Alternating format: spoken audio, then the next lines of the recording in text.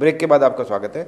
Negi ji, BSP द्वारा इस तरह की डिमांड करना क्या इशारा करता है? क्या बीएसपी को अपने 3 विधायकों का वजन मालूम पड़ गया है, या बीएसपी अब ज़्यादा अच्छी बार्गेनिंग की पोजीशन में दिखाई दे रही है इस पूरे प्रकरण के बाद? देखिए, राजनीति में जब 2 लोग आपस में लड़ते हैं तो तीसरा आदमी उसका फ़ायदा उठाना चाहता है, ये तो सर्वविदित है।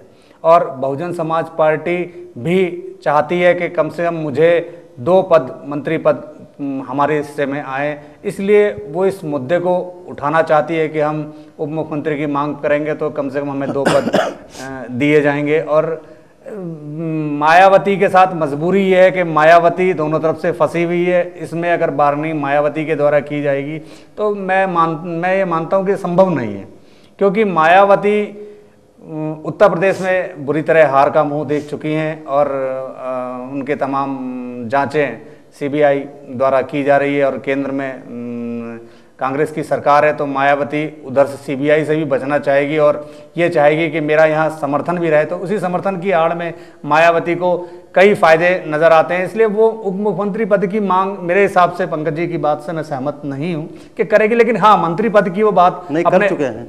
नहीं, मैं आपकी बात से सहमत, वो कर दिया होगा उन्होंने। तो ये तो पॉलिटिकल सिनेरियो रहता है, लोग अपनी बात की चर्चा करते रहते हैं कि हमें ये मिले, हमें ये मिले, लेकिन जो कुल मिला के आएगा, ये जो सूत्र हम लोग आपस में चर्चा करते हैं या हम लोग जो उनसे क्षण के बातें आती हैं, उसके हिसाब से मायावती की बसपा को 1 मंत्री पद दिया जाना कहीं ना कहीं पंकज जी बैलेंस मंत्रिमंडल बनाने की जो कवायद कांग्रेस को करनी है, जो कि विजय बहुगुणा को उस पर खरा उतरना है, आपको क्या लगता है इस सारे उसमें विधानसभा अध्यक्ष का रोल काफ़ी महत्वपूर्ण आगे होने वाला है? कौन आपको संभावित कैंडिडेट दिखता है विधानसभा अध्यक्ष के लिए, जो उस चेहरे पे, उस फ्रेम पे फिट होता है? देखिए, विधानसभा अध्यक्ष में कोई ना कोई ठीक ठाक सीनियर और कोई ऐसा व्यक्ति बैठा लेंगे जो मतलब जो है थोड़ा सा संवेदनशील हो, थोड़ा सा सहनशीलता हो जिसके अंदर, चूँकि विधानसभा अध्यक्ष बहुत बड़ा पद होता है और उसको पूरे सदन में हो हल्ला सब देखना होता है। तो कांग्रेस के पास भी कई लीडर हैं इनके जो पुराने जीत के आए हैं। मुझे जहाँ तक लग रहा है कि ये प्रीतम सिंह को शायद बैठा लेंगे। क्या लगता है आप कितने इत्तेफाक रखते हैं कि आखिर विजय बहुगुणा को इस पूरी सरकार को चलाना है, तो क्या विजय बहुगुणा हरीश रावत गुट के किसी व्यक्ति को विधानसभा अध्यक्ष बनाएंगे, या उनके जहन में कोई ऐसा चेहरा फिट होगा जो विधानसभा अध्यक्ष के लिए उनके हिसाब से बिल्कुल सूट करता है? देखिए, ऐसा है, राजनीति में अपने गुट विशेष का महत्व बहुत ज़्यादा रहता है, तो विजय बहुगुणा नहीं चाहेंगे कि किसी भी तरीके से हरीश रावत गुट का कोई व्यक्ति विधानसभा अध्यक्ष बने, ताकि उनकी परेशानियां आगे आगे और ना बढ़े। तो कौन चेहरा आपको दिखाई दे रहा है जो उसके लिए इसमें अगर बनाया है प्रोटेम जो बनाया है, सिंगल भी फिट बैठते हैं, सिंगल जी। और जैसे अगर ये गढ़वाल और कुमाऊं के कुछ विभाजन के हिसाब से कार्य को देखेंगे, इनको पुराने पूर्व जो मंत्री रहे हैं उनको भी एडजस्टमेंट करना पड़ेगा, और उस एडजस्टमेंट में अगर कोई मंत्री छूटेगा तो उसको ये विधानसभा अध्यक्ष बनाने का प्रयास करेंगे। और मेरे ख्याल से जहाँ तक हो सकता है नवप्रभात को इस पद के लिए आगे बढ़ाएंगे, क्योंकि नवप्रभात इनकी गुड बुक में शामिल हैं और माननीय पूर्व मुख्यमंत्री एनडी तिवारी जी के काफ़ी करीबी रहे हैं, इसलिए शायद उनके नाम का प्रस्ताव भी किया जाए। अगर हम गढ़वाल की बात करें तो जब 3 से 4 चेहरे तो एडजस्ट होने, जो निर्दलीय एडजस्ट होंगे, जो बीएसपी के एडजस्ट होंगे, जो एक कैबिनेट मिनिस्टर यूकेडी को देने की बात है, तो आपको लगता है उसके बाद कांग्रेस के अंदर जो कांग्रेस 6 मंत्री करीब जो कांग्रेस के एडजस्ट होने हैं, तो क्या लगता है क्या गढ़वाल से अगर ऐसे कोई चेहरे सामने आएंगे, 3 चेहरे अगर हम बात करें, तो कौन से 3 चेहरे आपको संभावित ज्यादा दिखाई दे रहे हैं?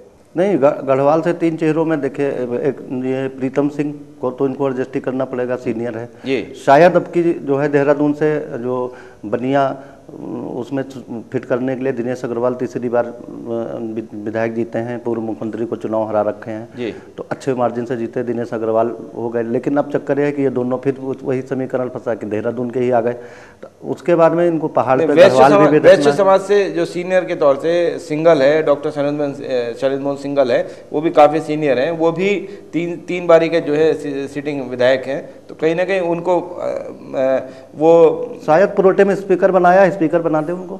हो सकता है स्पीकर बना के वो कर दें, क्योंकि वो भी सज्जन और डॉक्टर हैं, बहुत सज्जन आदमी हैं, हो सकता है उनको ही स्पीकर रिपीट कर दें। तो कौन से 3 संभावित चेहरे देख रहे हैं? क्या सुरेंद्र सिंह नेगी एडजस्ट होंगे? क्या प्रीतम सिंह एडजस्ट होंगे? क्या अमृता रावत एडजस्ट होंगी? इतने सीनियर लीडर है कांग्रेस के पास, पूर्व मंत्री रह चुके हैं सब लोग, तो क्या लगता है आपको ये इनकी एडजस्टमेंट किस तरह करेगी? देखिए सुरेंद्र सिंह नेगी को तो एडजस्ट करेंगे, वो भी पूरा पहले मंत्री रह चुके हैं। प्रीतम सिंह को तो इनको देना ही देना कुछ ना कुछ, और नौप्रभात भी पूर्व मिनिस्टर रहे हैं, नौप्रभात भी कुछ ना कुछ एडजस्टमेंट मांगेंगे, उनको देना ही है। तो मुश्किलें तो इनके पास नहीं हैं, क्योंकि अब ये निर्दलियों में ये भी नहीं कर सकते कि 2 निर्दलीय तोड़ लिए, 3 बसपा के हैं, 1-2 ज़्यादा हो गए कर ले, क्योंकि अब वो निर्दलीय उन्हें पार्टी बना ली है, तो उनके ऊपर भी वही कानून लागू होता है। तो 3 निर्दलीय, 2 बसपा, 5 तो इनके पक्के हैं। अगर बीएसपी मान लिया 2 दे, 1 वो तो 6 चले गए, 5 ये बचे, एक डिप्टी स्पीकर हो गया, 1 स्पीकर हो गया, 1 प्रदेश अध्यक्ष का पद हो गया।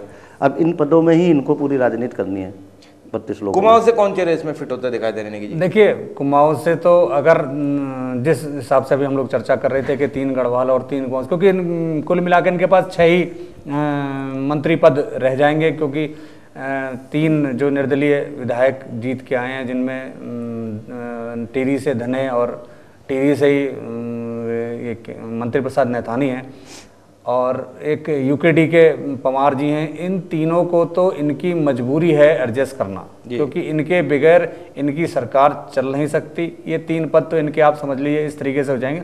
और कुमाऊं से अगर ये करेंगे, और बीएसपी भी है, बीएसपी भी, हाँ नहीं, वो तो 11 मंत्री 11 पद हैं, 5 से 6 लोग, कौन 6 लोगों में 3 ये कुमाऊं के और 3 गढ़वाल के। 3 कुमाऊं में से तो इंदिरा हृदय को ये, क्योंकि वो कद्दावर नेता भी हैं और दबंग महिला भी हैं, और एक महिला के रूप में उनको भी एडजस्टमेंट करना चाहेंगे ये, वहाँ से एक इनको करेंगे। और एक यशपाल आर्य जो प्रदेश अध्यक्ष भी रहे हैं, और जिनके बलबूते पर जिनका नाम पहले मुख्यमंत्री पद की दौड़ में सबसे पहले लिया जाता रहा, और 2 व्यक्ति तो इनके ये बिल्कुल तय हैं कि इनको मंत्री पद दिया जाएगा। तीसरा पद ये हो सकता है कि वहाँ से विजय बहुगुणा अपने किसी व्यक्ति को चाहेंगे कि मैं एक आदमी मेरा भी वहाँ से एडजस्टमेंट हो। तो अभी उस नाम पे तो खैर खुलासा नहीं हो पाया, लेकिन 2 नाम की तो पुष्टि हो चुकी है कि 2 नाम चल रहे हैं। गढ़वाल से अमृता रावत को, क्योंकि सतपाल महाराज की पत्नी भी हैं और सतपाल महाराज सांसद भी हैं, और इस समय विजय बहुगुणा के साथ कंधे से कंधा मिलाकर चल रहे हैं, तो ये तो बिल्कुल तय है कि उनकी पत्नी को एडजस्टमेंट किया जाएगा। सुरेंद्र सिंह नेगी जो कि पूर्व मुख्यमंत्री खंडूरी जी को हरा करके और काफ़ी अच्छे वोटों से हरा करके जीते हैं, तो ये कांग्रेस की मजबूरी भी रहेगी कि उनको बनाया जाए। हरक सिंह रावत का क्या रोल रहेगा, किस तरह उनकी एडजस्टमेंट होगी, इसको जानेंगे मैं छोटे से ब्रेक के बाद।